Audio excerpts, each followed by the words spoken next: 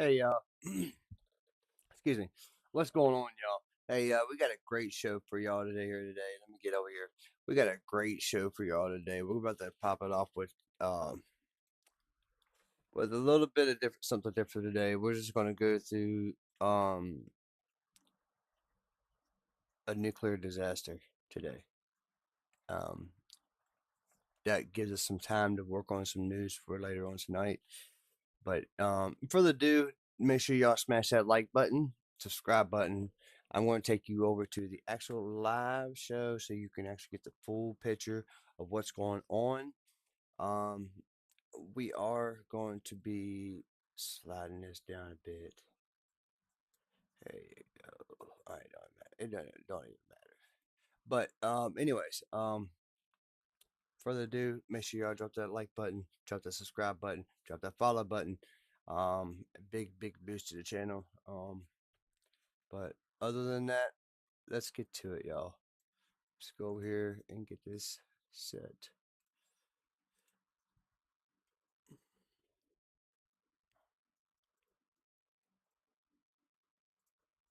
All right. Now, At that speed, Iranian air defenses wouldn't have enough time to respond before the missile hits its target. Now comes the part you've been waiting for, the actual destruction of Iran's underground bunkers. The US has specialized bombs for just this kind of mission, called bunker busters. One of the most powerful is the GBU-57 Massive Ordnance Penetrator, or MOP. This 30,000-pound monster is designed to punch through 200 feet of concrete or rock before detonating, making it the ideal weapon for facilities like Fordow. To deliver this beast, the US would use the stealthy B-2 Spirit bomber, which can fly undetected deep into enemy airspace. Then there's the GBU-28, a 5,000-pound penetrator bomb that's already proven its worth in past conflicts. It might be less powerful than the MOP, but it's still more than enough to destroy medium-depth bunkers and missile silos. And just when you think that's all, here comes the GBU-72 Advanced 5K Penetrator, a newer, highly precise bunker buster that can handle hardened underground targets with pinpoint accuracy. Imagine dropping one of these bombs on an underground missile base and watching the entire facility crumble. By combining bunker busters, hypersonic weapons, and cruise missiles, the US can not only destroy the facilities, but also disable the systems that protect them. While traditional bunker busters and hypersonic missiles are impressive, the US has even more devastating weapons in development that could be used to destroy underground bases. One of the most powerful types of conventional explosives, thermobaric bombs, work by dispensing a fuel cloud and then igniting it, creating a massive, high-temperature explosion. These bombs create a shockwave that's perfect for collapsing underground tunnels and bunkers. The MOAB, or Massive Ordnance Air Blast Bomb, nicknamed the mother of all bombs, is a prime example. While not designed for penetrating deeply, its explosive power could be used to obliterate entrance tunnels or damage surface structures. In an extreme scenario, the US could even consider using nuclear bunker busters, like the B-61 12 bomb. This controversial weapon can penetrate underground and deliver a nuclear blast designed to vaporize deeply buried targets. Though using nuclear weapons carries massive political and environmental consequences, it remains an option if all else fails. Iran's mobile missile platforms are a key part of its defense strategy, but the US is prepared to counter them. Armed drones like the MQ-9 Reaper could track and destroy these launchers in real time using Hellfire missiles. Add to that the speed and lethality of hypersonic weapons, and even mobile missile platforms could find it difficult to evade detection and destruction. While much of this plan involves air power and cyber warfare, special forces like Delta Force and Navy SEALs could play a critical role. These elite units could conduct surgical strikes on mobile launchers, sabotage communication centers, or even infiltrate underground facilities to plant explosives. Special forces would also be invaluable in gathering last-minute intelligence or guiding precision airstrikes in real time. We've covered how the US could theoretically destroy Iran's underground facilities, but what would happen next? Iran wouldn't go down without a fight. Retaliation could come in the form of missile strikes on U.S. bases in the Middle East or attacks on Israel and Saudi Arabia. There's also the potential for Iran to block the Strait of Hormuz, disrupting global oil supplies and sending shockwaves through the international economy. The possibility of escalation into a larger regional war is real, and any military strike would have to weigh the potential benefits against these serious risks.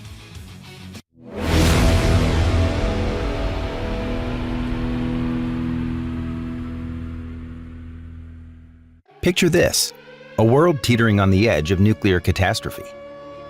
Tensions between the United States and Russia have reached alarming heights, with both nations possessing the power to devastate entire continents in a matter of minutes.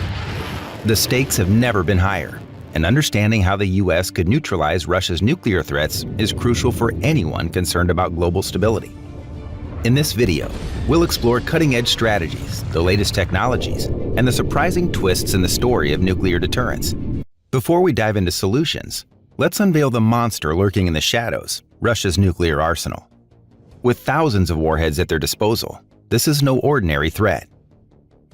First up, Russia's strategic nuclear forces, intercontinental ballistic missiles, or ICBMs. Russia's ICBMs form the core of their nuclear deterrent, but they're not your average missiles. RS-28 Sarmat, or SSX-30. Imagine a missile that can carry 10 thermonuclear warheads over 10,000 kilometers. That's 6,213 miles. That's the Sarmat for you. It's designed to penetrate any missile defense with its sheer power and capabilities like the ability to perform evasive maneuvers. The Sarmat is also rumored to be able to target locations in the continental United States from launch points in Russia, making it a formidable threat. RS-24 Yars. This bad boy can hit targets 12,000 kilometers or 7,456 miles away and carries multiple warheads. It's mobile, making it hard to locate. Like a game of hide and seek, but with world-ending consequences. The Yars can be deployed on road mobile launchers, allowing for increased survivability against preemptive strikes. Submarine-launched ballistic missiles, or SLBMs. They hide beneath the waves, ready to strike. RSM-56 Bulava. With a range of 8,000 kilometers or 4,970 miles, this missile can launch from submerged submarines. You won't see it coming until it's too late. Bulava can carry up to 6 nuclear warheads, each with an individual targeting capability, making it a versatile and lethal option for the Russian Navy. Russia's Air Force isn't just about fighter jets. They have heavy hitters. Tu-160 Blackjack. This supersonic bomber can carry a devastating payload over vast distances, making it a key player in Russia's nuclear strategy. With a range of around 12,300 kilometers, or 7,618 miles, and the ability to carry up to 40,000 kilograms, or 88,185 pounds of munitions, including 12 cruise missiles, the Tu-160 is a significant asset in Russia's strategic arsenal. Next up, Russia's tactical nuclear weapons, the battlefield game-changer, 9M729. Picture a cruise missile that can strike targets just 500 kilometers or 310 miles away with nuclear precision. That's the 9M729. It's a key part of Russia's tactical nuclear strategy, making it a real concern for NATO. The missile can carry a nuclear warhead and is known for its maneuverability and low-altitude flight capabilities, allowing it to evade missile defense systems. Iskander. This mobile missile system can hit targets within the same range, but packs a punch that can shift the dynamics of the battlefield.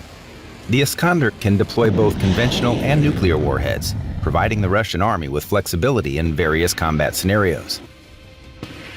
Now that we've painted a picture of the threat, let's pivot to how the U.S. can counter these capabilities without launching a nuclear response. Increasing troop deployments in Eastern Europe isn't just about showing force, it's about sending a message. We stand united.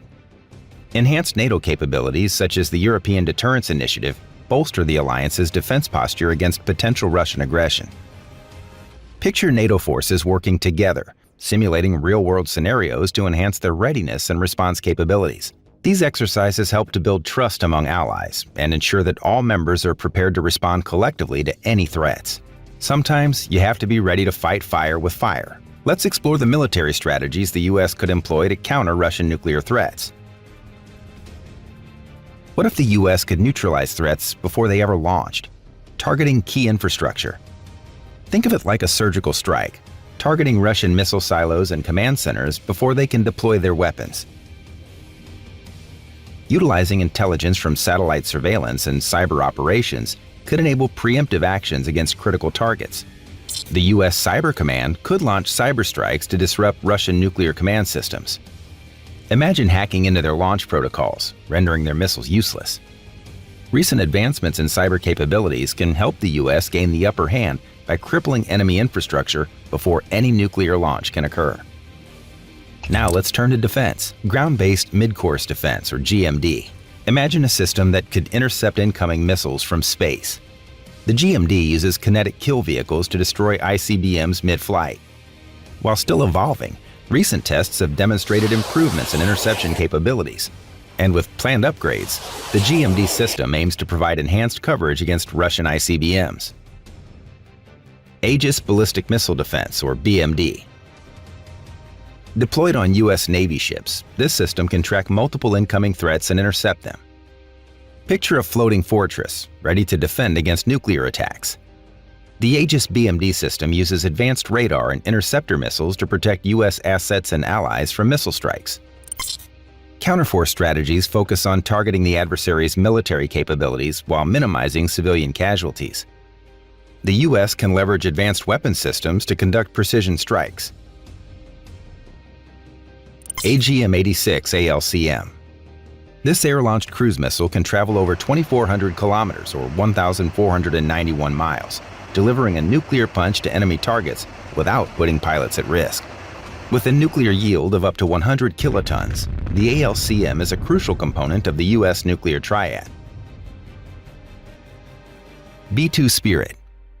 With its stealth capabilities, the B-2 can penetrate sophisticated air defenses and deliver nuclear payloads with precision. The B-2 is capable of carrying both conventional and nuclear weapons, making it a versatile platform for strategic strikes. Knowledge is power. The US needs to stay ahead with robust ISR capabilities. RQ-4 Global Hawk UAV. This high-altitude drone provides real-time intelligence on Russian military activities, allowing for informed decision-making. With its ability to fly at altitudes of 60,000 feet and cover vast areas, the Global Hawk ensures that US forces have the latest information at their fingertips. The US is deploying new satellites equipped with advanced sensors to detect missile launches. Imagine a watchful eye in the sky, ready to alert decision-makers at a moment's notice. The Space-Based Infrared System, or SBIRS, is a prime example, providing early warning of missile launches and tracking potential threats. Deterrence is the ultimate goal, and the US must show that it won't back down. The US must continually modernize its nuclear forces to maintain a credible deterrent. The upcoming GBSD will replace the aging Minuteman III missiles, ensuring the US maintains a reliable and survivable ICBM force. The GBSD is designed with modern technologies to enhance its survivability and capability to penetrate enemy defenses. The new Columbia-class submarines will be equipped with advanced SLBMs, keeping the US secure under the waves. With a range of 12,000 kilometers or 7,456 miles and the ability to launch multiple missiles, these submarines are crucial for second strike capabilities. The US could emphasize developing low-yield nuclear weapons to deter Russian tactical nuclear capabilities effectively. The W76-2, a low-yield variant of the Trident II missile, is a prime example of this strategy. By having flexible response options, the US can deter Russia from using its tactical nuclear weapons without escalating to full-scale nuclear conflict. In a world fraught with nuclear risks, the US must remain vigilant and proactive. Neutralizing Russia's nuclear threats involves a delicate balance of military strategy, technological innovation, and diplomacy. The stakes are high, and the challenges are daunting. But with the right approach, the US can mitigate the risks and foster a more stable world.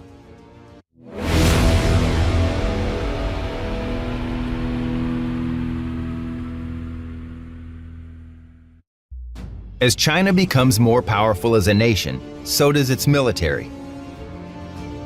This, twinned with the fact that China's allies include other powerful states like Russia, is definitely a cause for concern for the U.S. As a result, the U.S. has been investing and preparing heavily for a potential war between the two nations. We're going to look at exactly how they're doing this and why.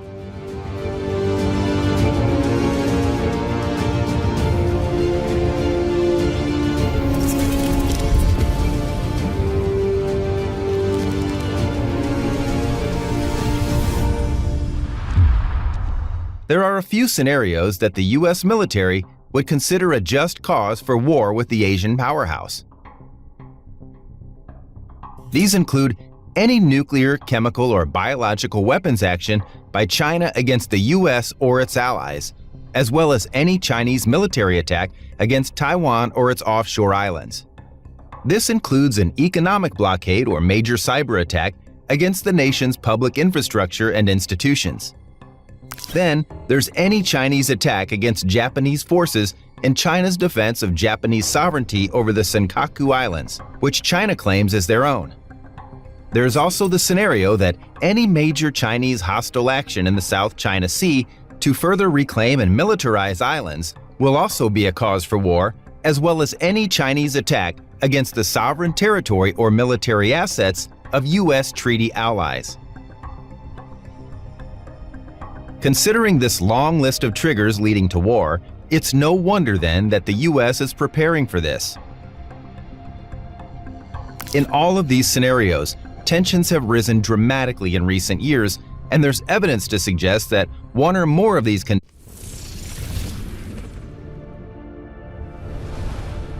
New Eden, a universe brimming with possibility and rife with adventure. Options for deploying American forces. One of these options includes involvement for the U.S. Marine Corps. A lot of their history has been based in the Pacific going back to World War II. However, things have changed considerably since then, and gone are the large troop formations, armored capability, and land-based marine tactics of Middle Eastern wars. Instead, for modern U.S.-China strategy, the Marines will be sea-based and encouraged to sail into the waters of the South China Sea. This is where they'll find island chains China uses for defense. Once they've infiltrated these, they can use armed drones, offensive cyber capabilities, specialist forces, anti-air missiles, and ship-killer strike weapons to go on the offense against China's fleet. The Chinese militarized artificial islands in the South China Sea would be the best example of the kind of target they'd be looking at. There are other sea-based tactics the U.S. are looking to employ to prepare for potential war. These are more aggressive patrols throughout the waters off China. This is seen by some as antagonizing, but the U.S. argues that the strategic concept is smart. It's to gradually include other allied warships to internationalize the pushback on China's claims of sovereignty over the South China Sea. These allies include the UK, France, and other NATO nations. Over time, the U.S. would like to convince Australia, New Zealand, India, Japan, South Korea, Singapore, and Vietnam to join the seafaring effort as well. The U.S. is hoping that this global maritime coalition will give it enough firepower to face the Chinese People's Liberation Army's skilled forces. In the air, the U.S. is also preparing its options. The U.S. Air Force will likely be shifting additional long-range land attack bombers and fighters to Asian bases.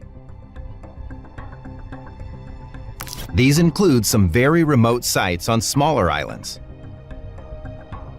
These have been called spokes that will be supported from larger bases in Guam, Japan, Australia, and South Korea. This has been dubbed agile combat employment by U.S. forces and adds a high degree of mobility to the aircraft currently deployed. Then the final force to receive increased preparation is the U.S. Army. They are increasing both combat power and mobility to deploy units forward in support of the potential areas of the Chinese attack. This includes enhanced capability based in South Korea and Japan, but with a capability of deploying to smaller islands around Asia. The U.S. Army and Air Force are also focusing on additional training and exercises with the Taiwanese. This is in combination with the new American Space Force providing intelligence and reconnaissance on the area, as well as enhanced offensive cyber options from the U.S. Cyber Command in coordination with the National Security Agency. It's a complex, coordinated attack that's being planned. The other way that the U.S. has been preparing for war with China is to heavily arm its neighbor, Taiwan. The U.S. announced in 2023 that it will provide Taiwan with $345 million in weapons, with the first of a total annual $1 billion gift of military equipment. Previously, the U.S. had sold Taiwan weaponry, but in this instance, this was military equipment directly from U.S. stockpiles that had been donated, all in an effort to have a greater military presence in the country. Now, the current administration has left open the option of coming to its aid in the event of a military conflict with Beijing. The current president has repeatedly declared unconditional support for Taiwan in any war, and, of course, the most likely of which is with China. Further measures to use Taiwan's proximity to China for leverage include the sale of 4 MQ-9B Sea Guardian drones to Taiwan to provide intelligence on Chinese naval actions. This was to be shared in real time with both the American and Japanese militaries. This real-time shared intelligence of sea and air movements, also known as multi-domain awareness, is exactly what is required for modern warfare. The reason why the U.S. is providing arms and training to Taiwan rather than just selling equipment to them is so that the U.S. will have greater control over the orientation, tactics, and strategy of the Taiwanese military. This year, the Taiwanese military held its multi-day war games known as the Han Kuang exercises, which increase emphasis on protecting threats to major infrastructure and transportation hubs. The biggest challenge that the U.S. faces when it comes to preparing itself for a war with China is distance. Nearly 6,000 miles are between the U.S. military bases in San Diego and Iwakuni, Japan. The U.S., as well as its allies, will need to minimize travel time and maximize the time their forces can remain deployed in forward areas. This is why they are stationing themselves in various nations around the area surrounding China. This is why the U.S. is so keen on making sure the Indo-Pacific region remains free and open in an effort to protect the law of the sea, maintain open sea lanes, and the free flow of seaborne trade. As we've already explored, the United States is working to keep its militaries intermingled with Asian allies and partners in integrated deterrence. That's why it's essential that U.S. forces are based thousands of miles from their home nation and sit at the end of intricate supply chains that China would love to break. The U.S. military is working to counter China's anti-access area denial capability. This is the use of long-range and short-range precision-guided missiles to prevent opposing militaries from operating freely within a certain area around China's coastline. Chinese missiles are currently able to target the first island of the U.S. supply chain, including Japan, Taiwan, the Philippines, and Malaysia, all around 800 miles from China's coast. China's range of attack is starting to grow to include their second island chain as well. A line connecting Japan's Bonin Islands, the Mariana Islands, the Caroline Islands, and Western New Guinea, all about 1,800 miles from China. This gives China a reason to act aggressively in the Pacific because it gives their military forces a radius of protection. These are all reasons why the U.S. is preparing for war with China. It's a double-edged sword that means the more they attempt a plan, the more they risk provoking the Asian superpower. But on the flip side, if they don't prepare and get an attack sprung on them, it could mean disaster for America.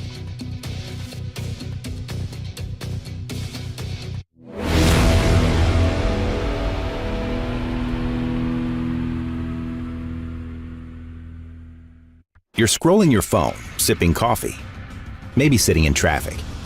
Then everything stops. The lights die. Your car stalls. Planes drop from the sky. Somewhere far off, a mushroom cloud blooms on the horizon. You think, this can't be real. But it is. In 2025, nuclear war isn't a Cold War ghost. It's a real modern threat. Faster missiles, smarter warheads, fragile diplomacy. and just one mistake away from the end of civilization. This is what happens when that mistake is made.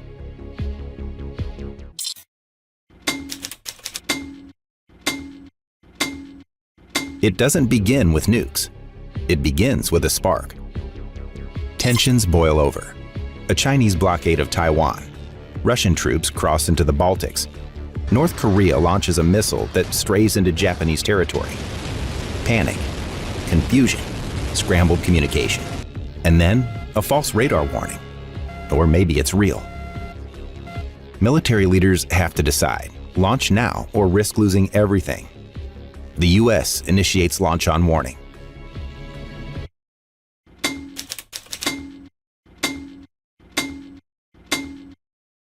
The US nuclear triad activates. 400 Minuteman III ICBMs erupt from hardened silos across the Midwest. Each can carry up to 3 warheads, though most are armed with a single W-87 or W-78 warhead. 14 Ohio-class submarines, each capable of launching 20 Trident II D5 SLBMs, release their payloads from underwater bastions in the Pacific and Atlantic Oceans. These missiles can carry up to 14 independently targetable warheads. B-2 stealth bombers and B-52 Stratofortresses take off from bases like Whiteman Air Force Base and Barksdale Air Force Base. They carry a mix of gravity bombs, B-61, B-83, and air-launched cruise missiles, AGM-86Bs. Targets include Russian and Chinese missile silos, radar sites, mobile ICBM launch zones, submarine pens, and command bunkers. The logic? Eliminate their ability to strike back. But it's already too late.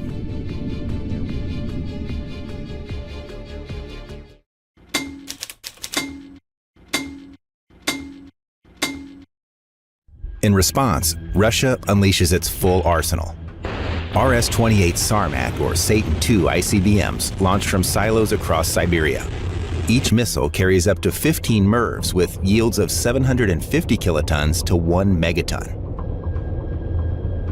Bore-class submarines, each with 16 Bulava SLBMs, fire from patrol zones in the Arctic and Pacific.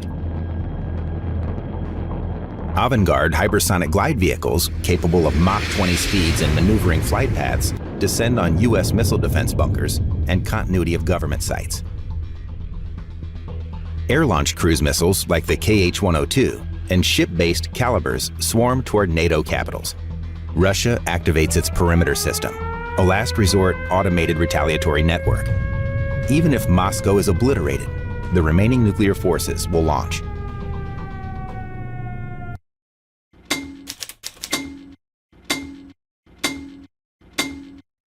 China, hit by American warheads, retaliates.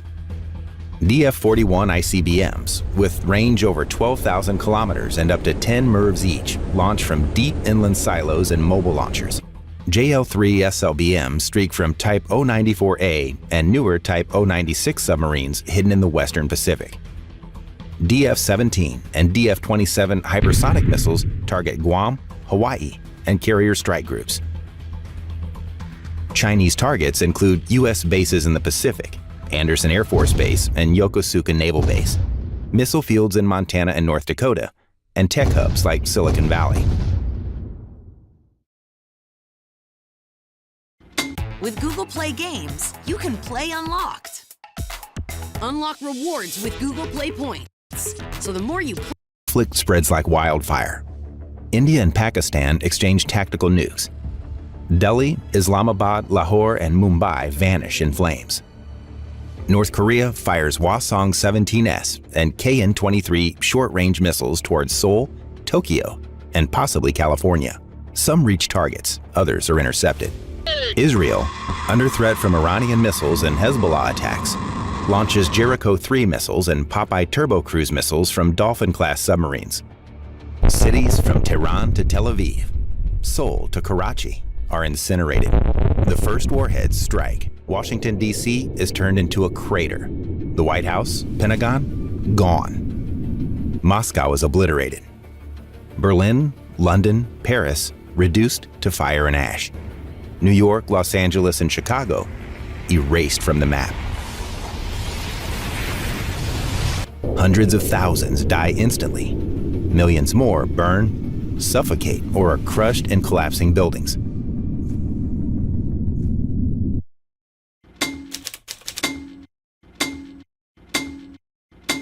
"44 ground-based interceptors at Fort Greely and Vandenberg Air Force Base target incoming ICBMs. THAAD and Aegis systems fire in defense of NATO and East Asian allies. Patriot batteries surround critical command centers and air bases.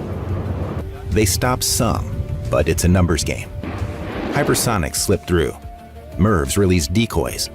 1,500 plus warheads still get through, many with 500 to 800 kiloton yields.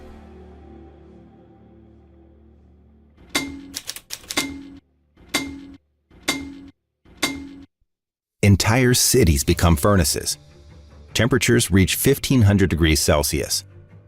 Firestorms create hurricane-force winds, pulling oxygen from the air. Skyscrapers become torches. Entire neighborhoods vanish. Clouds of radioactive dust rise into the atmosphere. Fallout spreads via the jet stream.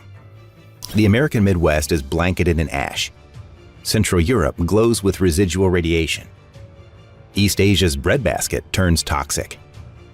Even untouched nations face agricultural and health disasters.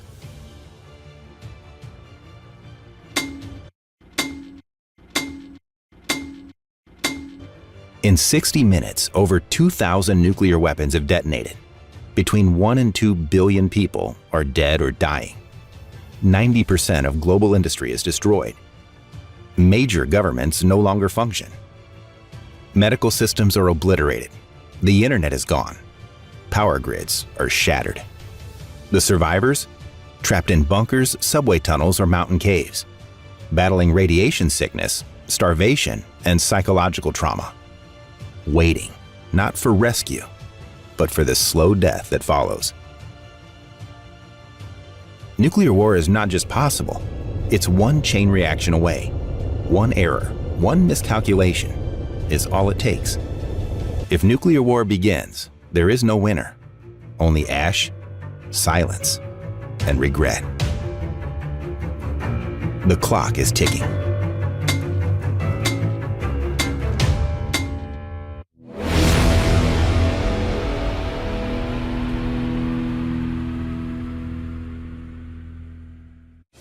If nuclear war started tonight, most Americans already believe they know where the danger is. New York, Los Angeles, Washington, D.C. Those cities would almost certainly be destroyed within minutes. But here's the terrifying truth most people never realize. Some of the first nuclear explosions wouldn't happen in cities at all.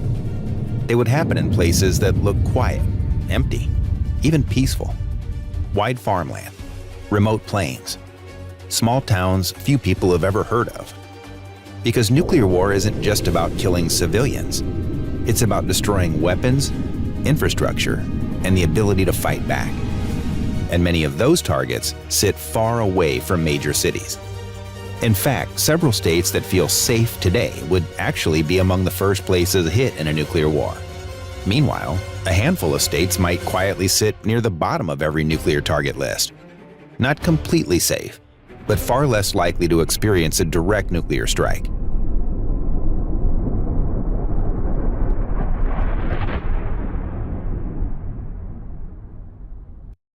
To understand which states might survive, we need to understand how nuclear targets are chosen. Military planners don't just randomly pick cities. They follow a very specific strategy. And the first targets are almost always the same: nuclear weapons. The most important targets in nuclear war are the weapons themselves: intercontinental ballistic missile silos, strategic bomber bases, submarine ports. These systems allow a country to launch nuclear retaliation, which means destroying them quickly becomes the top priority. And this is why states like Montana, North Dakota, and Wyoming would likely experience dozens of nuclear detonations within the first hour of war. Because these states contain hundreds of underground missile silos. Each silo could receive its own nuclear warhead. Not because anyone wants to destroy Montana, but because destroying those missiles could prevent retaliation. The second type of target is leadership. Countries attempt to destroy command and control infrastructure, places that coordinate military response, facilities like the Pentagon, NORAD command centers, strategic communication hubs, which makes locations like Washington, D.C. and Colorado Springs extremely high-priority targets. Only after those targets come large population centers. Cities represent economic power, industry, and transportation networks. Destroying them creates chaos and cripples the country's ability to recover. Which means places like New York, Chicago, Houston, and Los Angeles would almost certainly be attacked. Once you remove all those high-priority targets from the map, something interesting happens. A few states remain that simply aren't very valuable nuclear targets, and that dramatically reduces the chance they would be struck. Maine sits quietly in the far northeast corner of the United States. Forests, small towns, rocky coastline. For most of its history, it has remained one of the most peaceful states in the country. And strangely enough, that may work in its favor during nuclear war. Maine has very little strategic military infrastructure. No nuclear missile fields, no major bomber bases, no massive military command centers. And its population is relatively small compared to other states along the East Coast, which means nuclear planners would likely focus their warheads elsewhere. But Maine isn't completely safe, because just a few hundred miles south sits one of the largest population corridors in the world, the Northeast megalopolis: Boston, New York, Philadelphia, Washington. If several of those cities were destroyed, radioactive fallout could drift north depending on wind patterns. So Maine might avoid the initial explosions, but the aftermath could still be dangerous. Just west of Maine sits another state that rarely appears on nuclear target maps: Vermont. It's small, quiet, mostly rural, and in nuclear war planning, that matters. Because the primary purpose of nuclear weapons is to destroy things that affect military power.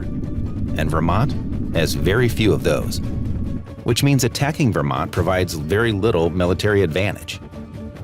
At first glance, Oregon might seem like a risky place to be during a nuclear war. After all, it sits directly on the Pacific Ocean, and the Pacific is home to many U.S. naval forces. But compared to its neighbors, Oregon is relatively quiet. California hosts massive military infrastructure, naval bases, Air Force installations, huge industrial centers. Washington State hosts one of the most critical nuclear submarine bases in the United States, which makes it an extremely valuable target. Oregon, by comparison, sits between these two heavily defended regions, and that reduces its strategic importance. The state has moderate population, limited strategic military targets, large rural regions. This one may surprise you, because South Dakota sits in the middle of the United States. But unlike neighboring states like Montana and North Dakota, South Dakota does not host large nuclear missile fields, which dramatically changes its strategic value. Many of the most heavily targeted locations in the United States are missile silos scattered across the northern plains. Hundreds of underground launch facilities, each one capable of launching an intercontinental nuclear missile. During a nuclear war, enemy warheads would target these silos in an attempt to destroy them before they launch. But South Dakota contains far fewer of these strategic assets. Its population is small, its industry is limited, and its military infrastructure is relatively modest. When researchers study nuclear targeting maps, one state often appears near the bottom of the list: Idaho. And the reasons are surprisingly simple. Idaho has no massive population centers, no major nuclear missile fields, very limited strategic military infrastructure. Much of the state is mountainous wilderness, or farmland, or small rural communities. From a military perspective, destroying Idaho provides very little strategic advantage, which means nuclear planners would likely allocate their warheads elsewhere.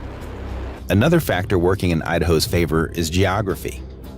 The state sits far from many of the largest coastal cities in the United States, which could reduce the impact of radioactive fallout compared to regions along the East Coast or Pacific Coast. For these reasons, Idaho is often considered one of the least likely states to experience a direct nuclear strike. If hundreds of nuclear weapons detonated across major cities and industrial zones, massive firestorms could send smoke into the upper atmosphere, blocking sunlight, lowering global temperatures, and devastating agriculture. Scientists estimate global food production could collapse for years. So, are these states safe? Not exactly. In nuclear war, nowhere on Earth is truly safe. But some places would face far fewer direct nuclear strikes than others. And that difference could determine whether people face immediate destruction or a long and uncertain fight for survival. Because in nuclear war, the most dangerous place isn't always the biggest city.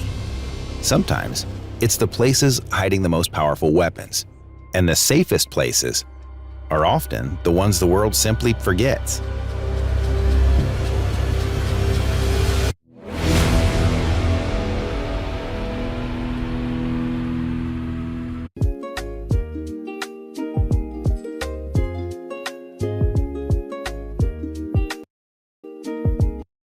For a split second. An invisible shockwave races through the air, flattening everything in its path. A fireball so hot, it vaporizes steel, concrete, and flesh alike. This is not science fiction. It's the brutal reality behind every nuclear explosion ever detonated. The true scale of a nuclear blast is a terrifying force of nature, shaped by physics, but felt deeply by humanity. On August 6, 1945, the uranium gun-type bomb known as Little Boy detonated about 600 meters above Hiroshima. Weighing 4,400 kilograms, stretching 3 meters long and 71 centimeters in diameter, it unleashed a 15-kiloton explosion. The fireball grew to over 280 meters wide in milliseconds, reaching temperatures hotter than the sun's surface, over 5 million degrees Celsius, vaporizing everything beneath it. The resulting shockwave produced overpressures above 20 psi within a 1-kilometer radius, crushing reinforced concrete buildings. Thermal radiation caused third-degree burns up to 3 kilometers away and ignited fires across the city. Immediate fatalities reached 70,000 to 80,000, with total casualties surpassing 140,000 by year's end. Survivors suffered from the searing heat, deadly radiation sickness, and psychological trauma that lasted decades. The B-61 family is a shape-shifting beast of destruction, offering yields from a tactical 0.3 kilotons to a strategic 340 kilotons. This thermonuclear gravity bomb, roughly 3.5 meters long and weighing 320 kilograms, can be dropped from a variety of aircraft. At maximum yield, the B-61 produces a fireball about 700 meters wide, incinerating all within its core. The blast wave shatters windows 20 kilometers away and flattens buildings within 5 kilometers. Thermal radiation would cause lethal third-degree burns up to 15 kilometers out, setting fires that rage uncontrollably. The B-61's variable yield makes it suitable for different mission profiles, from battlefield strikes to strategic city destruction. Fallout patterns would cause long-lasting contamination, threatening public health and agriculture far beyond the blast zone. The Minuteman III, a solid-fuel intercontinental ballistic missile weighing 35,000 kilograms and measuring 18 meters long, carries up to 3 warheads, each delivering 300 to 500 kilotons. Capable of striking targets 13,000 kilometers away within 30 minutes, a single 500 kiloton warhead detonating above Vladivostok's city center would generate a fireball over 1 kilometer wide, vaporizing everything below. The blast wave would crush buildings within 5 kilometers, producing overpressures exceeding 20 psi. Thermal radiation would cause third-degree burns up to 10 kilometers away, igniting catastrophic fires. Casualties? Over 1 million dead, millions displaced, a city erased in minutes, followed by months of chaos and suffering.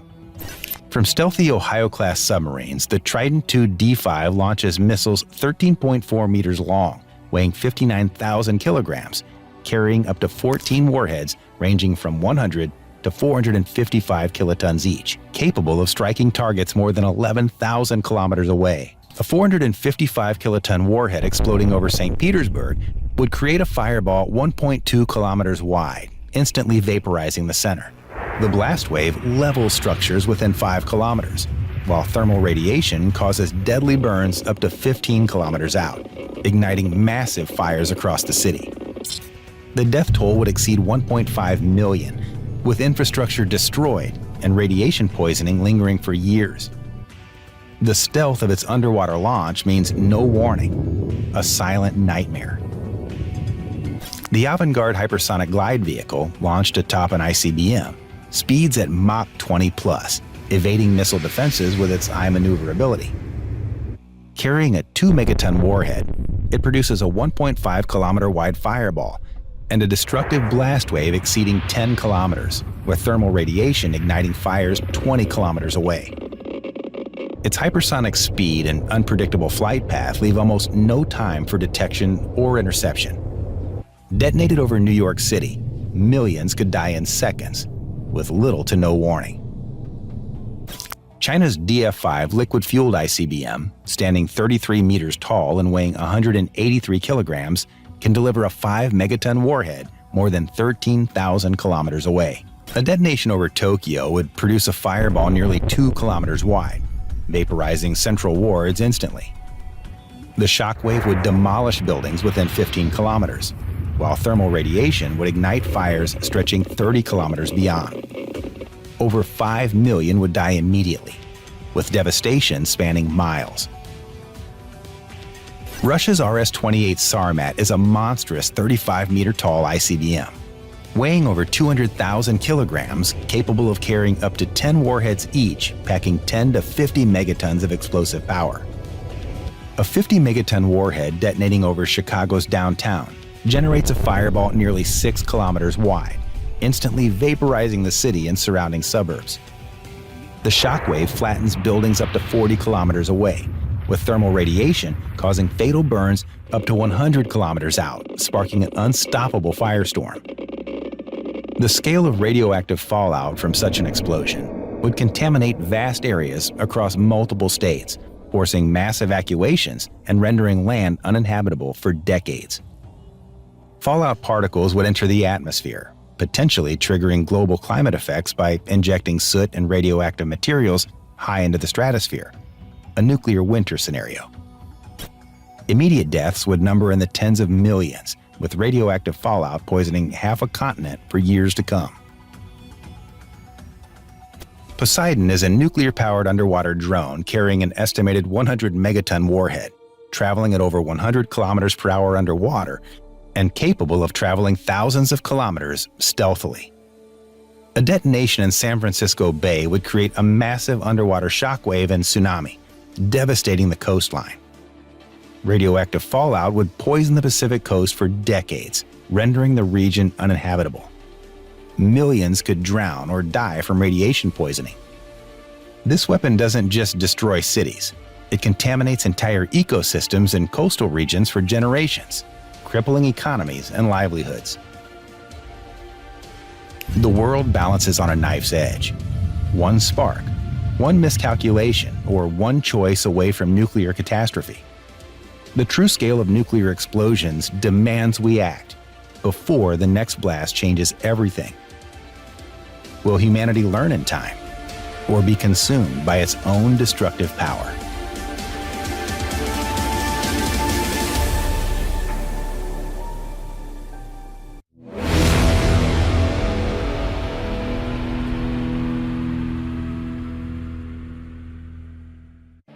Imagine the unimaginable. The world's largest superpower, the United States, comes under a nuclear threat as missiles rain down from the sky. ICBMs, or intercontinental ballistic missiles, hurtle toward American soil, launched from distant lands like Russia or North Korea. It's a nightmare scenario, one that seems too terrifying to entertain.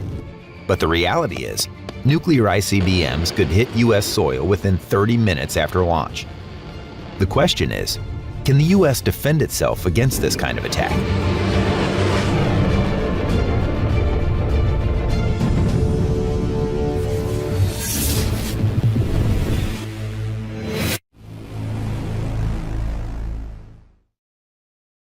Before we explore the United States defense systems, it's essential to understand the missile threats it's up against. These are no ordinary missiles. They are weapons capable of annihilating cities and altering the course of history. Russia remains one of the U.S.'s most significant nuclear threats, given its extensive arsenal and its position as a major military power. Russia's nuclear doctrine allows for the first use of nuclear weapons, particularly in response to conventional threats or in regional conflicts. Some key Russian nuclear capabilities include the RS-28 Sarmat or Satan II ICBM, a heavy liquid-fueled missile capable of carrying multiple warheads, up to 15 MIRVs. This missile is designed to penetrate missile defense systems and target major U.S. cities or military installations.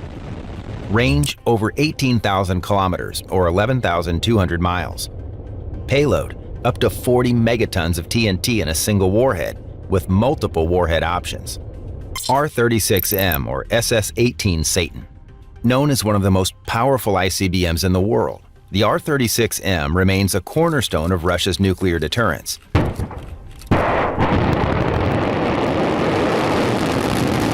Payload 10 MIRVs, each with a thermonuclear warhead. Range 16,000 kilometers or about 10,000 miles. Russia has developed the 3M-22 Zircon, a hypersonic missile capable of carrying a nuclear warhead.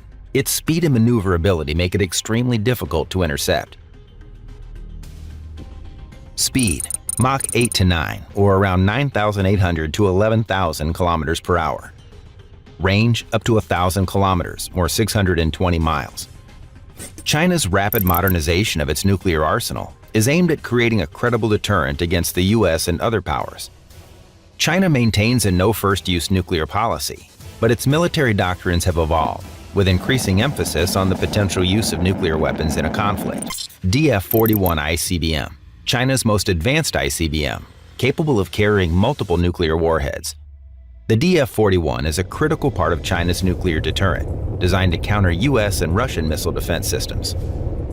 Range 12,000 kilometers, or about 7,500 miles. Payload up to 10 MIRVs. The DF-5, also known by its NATO reporting name CSS-4, is a liquid-fueled intercontinental ballistic missile, or ICBM, developed by China. The DF-5 is capable of reaching over 12,000 kilometers, or 7,500 miles, allowing it to target virtually any location on the globe, including the continental United States. The DF-5 is designed to carry a single nuclear warhead, although it has been rumored that some variants could potentially carry multiple independent. I am not afraid. I was born to do this. Single missile. North Korea. North Korea's nuclear ambitions have become a significant point of tension. While its nuclear arsenal is relatively small compared to Russia or China, its ballistic missile technology and willingness to escalate confrontations make it a potent threat. Hwasong-15 ICBM, North Korea's longest-range missile, capable of reaching the U.S. mainland, particularly the West Coast. Range over 13,000 kilometers, or 8,100 miles. Typically carries a single warhead, but there are indications that North Korea may seek to develop MIRVs. Hwasong-17 ICBM, an even larger missile that has been tested, with a potential range to target U.S. cities across the country. Range up to 15,000 kilometers, or 9,320 miles. Payload, likely capable of carrying multiple warheads.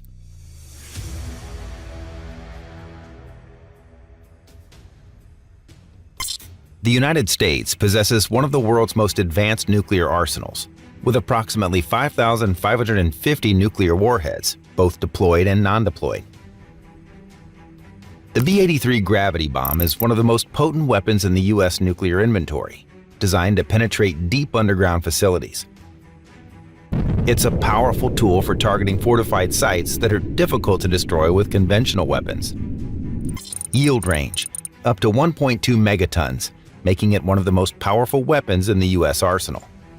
Delivery platforms, strategic bombers such as the B-2 Spirit and B-52 Stratofortress. Minuteman III ICBMs, or intercontinental ballistic missiles. Deployed in 1970 and continually upgraded for reliability and effectiveness, the Minuteman III ICBM is a key part of the U.S. nuclear triad. Payload: can carry up to 3 MIRVs, each with a nuclear warhead. Guidance: advanced inertial navigation system for pinpoint accuracy. Speed: reaches up to Mach 23, or about 28,400 kilometers per hour, or about 17,600 miles per hour, enabling rapid global reach. Trident II SLBMs, or submarine-launched ballistic missiles. Known for their precision, stealth, and long range, Trident II SLBMs are deployed from nuclear-powered submarines and form a key part of the U.S. deterrent strategy. Payload: can carry up to 12 MIRVs, depending on treaty constraints. Guidance system: stellar inertial navigation, ensuring high accuracy even at extreme ranges. Range: approximately 12,000 kilometers, or 7,500 miles. In the event of a nuclear conflict, the safety of the U.S. president is paramount, not just for national leadership, but to maintain continuity of command and ensure that retaliatory actions can be taken if necessary. The U.S. has a comprehensive and well-established protocol in place for protecting the president during a nuclear attack or crisis. One of the key tools for the U.S. president in a nuclear emergency is a nuclear football, a briefcase that contains everything the president needs to authorize a nuclear strike, including authentication codes. The satchel includes classified communication and authentication codes required for verifying the president's identity and transmitting orders for a nuclear strike. Strike options: it also contains predetermined nuclear strike options, providing the president with a range of military responses in the event of a nuclear attack.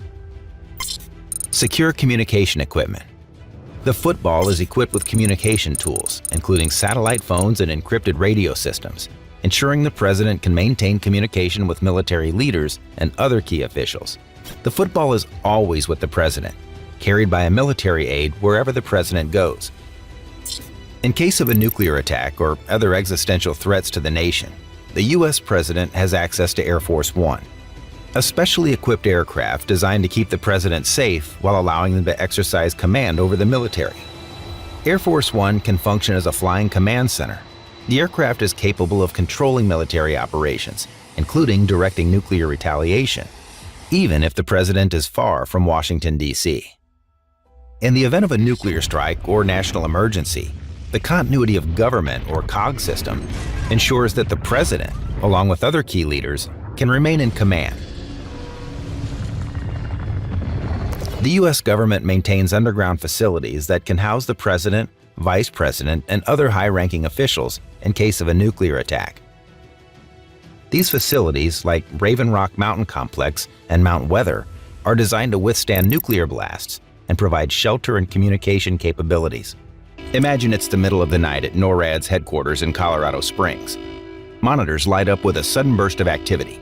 ICBMs have been launched from Russian territory. Within seconds, the U.S.'s early warning systems kick into high gear.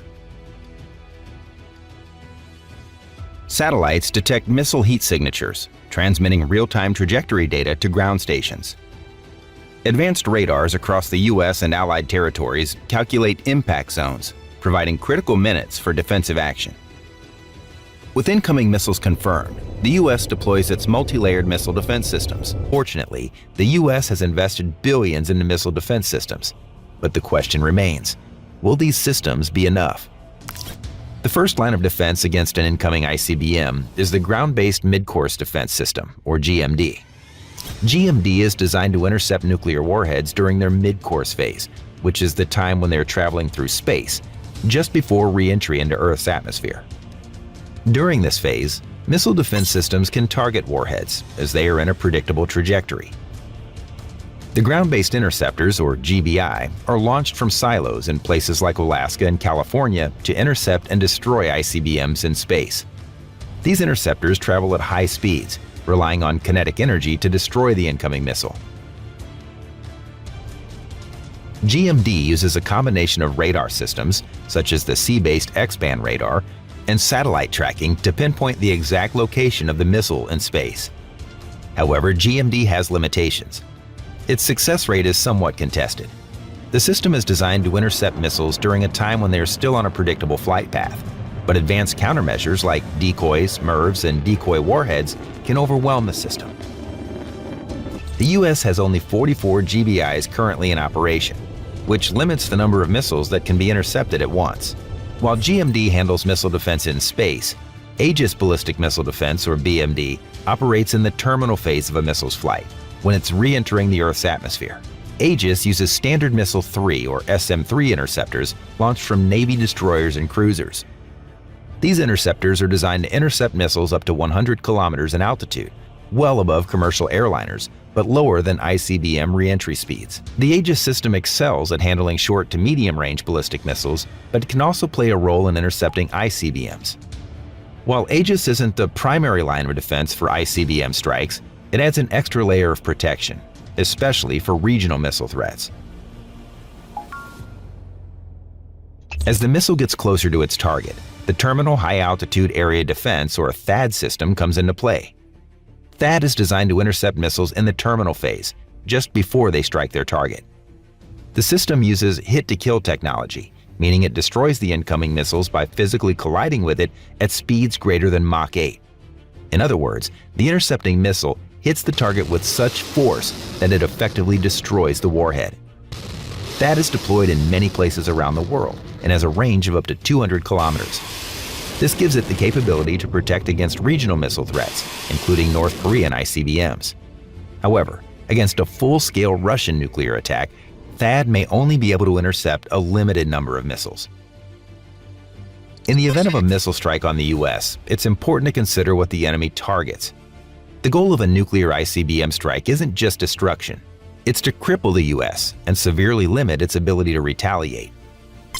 The first targets of a nuclear strike would undoubtedly be the most populated cities: New York, Los Angeles, Washington, D.C., Chicago, and other strategic locations. Destroying these urban centers would have a devastating psychological impact, while also crippling the economic and political heart of the nation.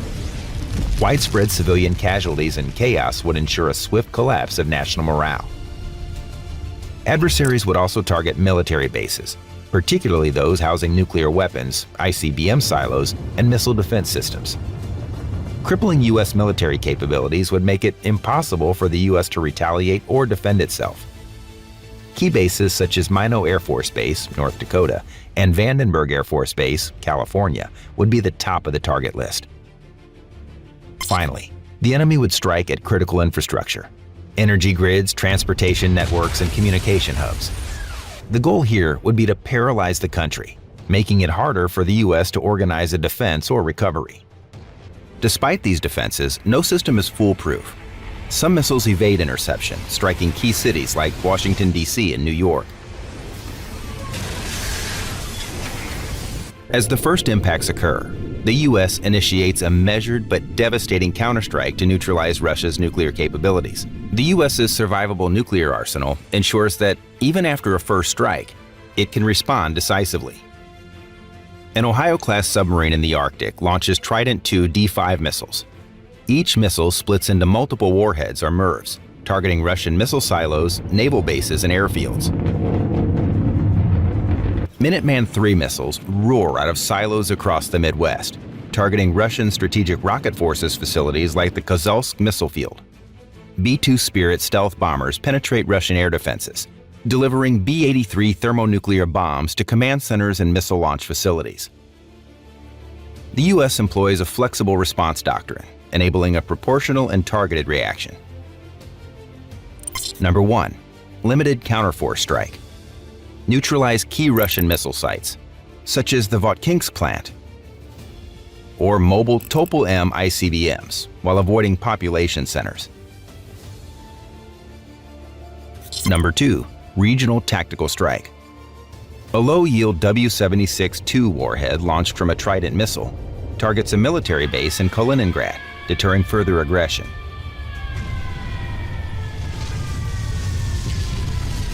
Number 3. Full-scale counterforce strike. A comprehensive attack disables Russia's nuclear infrastructure, including command bunkers like the Kozvinsky Mountain Complex and submarine bases at Gadjevo. In the event of a nuclear attack, the U.S. would retaliate with devastating force through the doctrine of mutually assured destruction. With Google Play Games, you can play unlocked. Unlock bigger screens. And The enemy would face total annihilation in return. The U.S. arsenal of ICBMs, submarine-launched ballistic missiles or SLBMs, and nuclear-capable bombers would ensure that no adversary could survive an all-out nuclear war. Missile defense systems can intercept some missiles, but they can never guarantee 100% protection. The real deterrence lies in the U.S. retaliatory capability, which is designed to deliver devastating punishment to any nation that dares to launch a nuclear strike. As technology evolves, the cat-and-mouse game of missile defense and attack will continue. The U.S. must remain vigilant and invest in next-generation systems that can counter advanced threats like Russia's Satan II and North Korea's Hwasong-17. While defense systems can certainly intercept many missiles, the only surefire way to guarantee national survival is through a credible deterrent strategy, ensuring that any nation thinking of launching a nuclear attack on the U.S. will face an inevitable and catastrophic retaliation.